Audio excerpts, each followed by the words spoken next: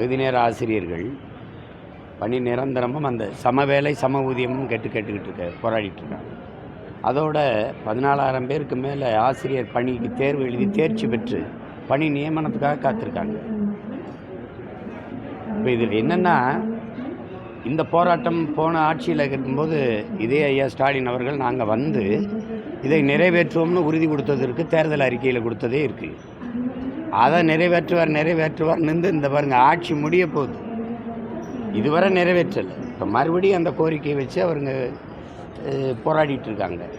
போராட்டத்திற்கு எந்த அளவிற்கு இந்த நாடு நீங்கள் பாருங்கள், வெள்ளைக்காரன் நம்மளை அடிமைப்படுத்தி ஆளும்போது விடுதலை கேட்டு போராடணும், போராட அனுமதிக்கிற ஜனநாயகத்தையாவது அவன் வச்சுருந்தான்.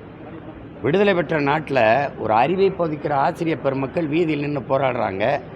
அதுக்கு ஒரு போராட அனுமதி கொடுத்துருக்குதா? அந்த போராட்டத்தை அந்த கோரிக்கை ஏற்று ஏதாவது பேச்சுவார்த்தை நடத்துதா? அங்கீகரிக்குதா? அடித்து துன்புறுத்தி வண்டியில் ஏறி தூர போடுது.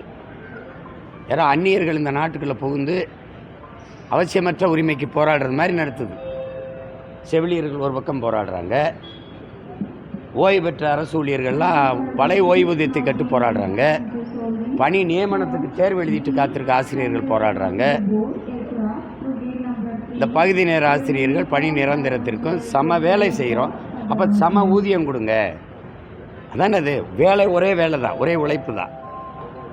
அப்போ இந்த கோரிக்கையை ஏற்கனவே இல்லை கூப்பிட்டு பேச்சுவார்த்தை நடத்தி அது உரியவர்கள்ட்ட அது ஒரு தீர்வு கொண்டு வரணும்.